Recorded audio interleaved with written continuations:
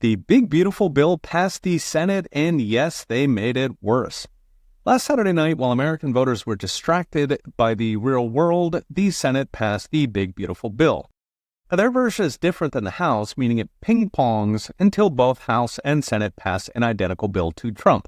Still, it is one step closer to reality. Now, when Big Beautiful first passed the House last month, I was not a big fan because the bill was solid on taxes, but made pretty much the bare minimum of spending cuts. So the current version makes Trump's 2017 tax cuts permanent, which are huge for small business, big business, and the standard deduction. It also partially exempts tips, overtime, and Social Security double taxation through 2028, all campaign promises of Trump. On the other hand, I was hoping for more given Trump's campaign talk about fundamentally changing the income tax, exempting millions, even replacing the entire income tax with tariffs. Still, Big Beautiful is solid on taxes. It was a very different story with spending, where Congress left a lot on the table despite unified Republican control of Congress and the White House, something that's happened just 8 times since 1931. What they did cut was mostly tightening Medicaid and food stamp eligibility so the able-bodied and illegals are not getting handouts, throw in tweaks to student loans, phasing out wind, solar, and renewable subsidies, and federal workforce reductions, and you get maybe $200 a year. Of course, the bill then turns around and adds about $50 billion a year in fresh spending, most of which is border and deportation, which are excellent returns on investment. But even the military got a fresh $15 billion a year, despite spending almost $1 trillion per year.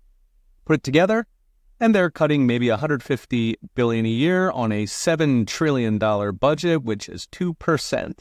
So A- on taxes, C- at best on spending. Plus, of course, a $4 trillion hike in the debt ceiling, which is a solid F. So that was a House bill. As expected, the Senate made it worse, partly because the arcane Senate parliamentarian vetoed a bunch of cuts as, quote, extraneous to a tax and spend bill.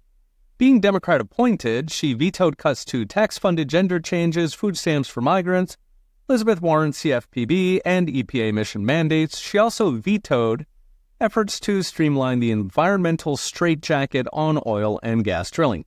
Now, Republicans could just override her, but they chose not to. Happily, she kept the new tax on cash remittances by foreigners and illegals. Unhappily, the Senate slashed it to just 1%, which is barely worth having.